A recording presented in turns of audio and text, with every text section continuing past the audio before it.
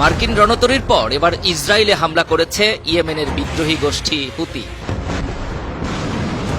ইসরায়েলের নেভাটিম বিমান ঘাঁটি ও নেগেভ মরুভূমিতে এই হামলা হয়। হামলায় ব্যবহার করা হয়েছে প্যালেস্টাইন 2 ব্যালিস্টিক মিসাইল। খবরটি নিশ্চিত করেছে ইসরায়েলের সংবাদ মাধ্যম টাইমস অফ ইসরায়েল। ইসরায়েলি সংবাদ মাধ্যমটির প্রতিবেদনে বলা হচ্ছে, মঙ্গলবার রাতে হামলার সময় দক্ষিণ ইসরায়েলে সতর্কতামূলক সাইরেন বেজে ওঠে। হাজার হাজার ইসরায়েলি নাগরিক নিরাপদ স্থানে আশ্রয় নেয়। তবে আহত ও নিহতের ব্যাপারে কোনো তথ্য প্রকাশ করেনি সংবাদ মাধ্যমটি। হামলার কয়েক ঘণ্টা পরে বিবৃতি দিয়েছেন হুতির মুখপাত্র ব্রিগেডিয়ার জেনারেল ইয়াহিয়া সারে। ইসরায়েল ও যুক্তরাষ্ট্রকে হুঁশিয়ারি দিয়ে হুতির এই কমান্ডার বলেন, গাজা উপত্যকায় হামলা বন্ধ না করা পর্যন্ত ইসরায়েলে হামলা চালাবে হুতি। আর ইসরায়েলে সামরিক বাহিনী আইডিএফ বলছে, হুতির ছোড়া ব্যালিস্টিক মিসাইলটি তারা ধ্বংস করেছে। ক্ষেপণাস্ত্র প্রতিরক্ষা ব্যবস্থা দিয়ে মিসাইলটিকে সৌদি আরবের আকাশসীমায় ভূপাতিত করা হয়েছে।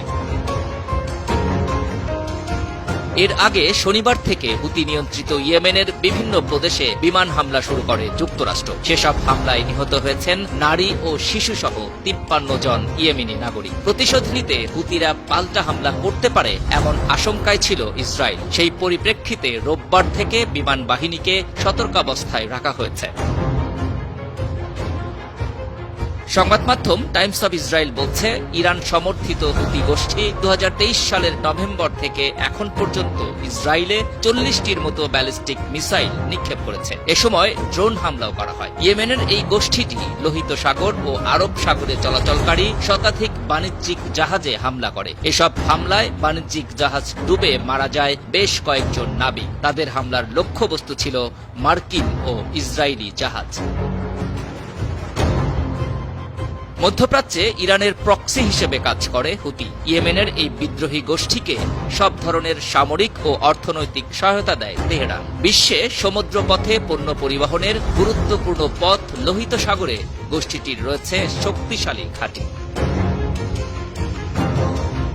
The Washington institute for near east policy বলছে, হুতিদের কাছে জাহাজ বিধ্বংসী ক্রুজ ক্ষেপণাস্ত্র রয়েছে। এসব ক্ষেপণাস্ত্র 80 কিলোমিটার থেকে 300 কিলোমিটার দূর পর্যন্ত আঘাত হানতে পারে। এর মধ্যে আছে সায়াদ এবং সেজ্জিল মিসাইল।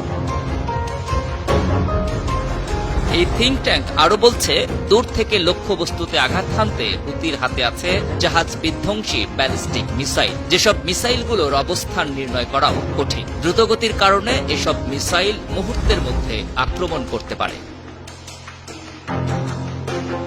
আন্তর্জাতিক ডেস্ক 52 টিভি।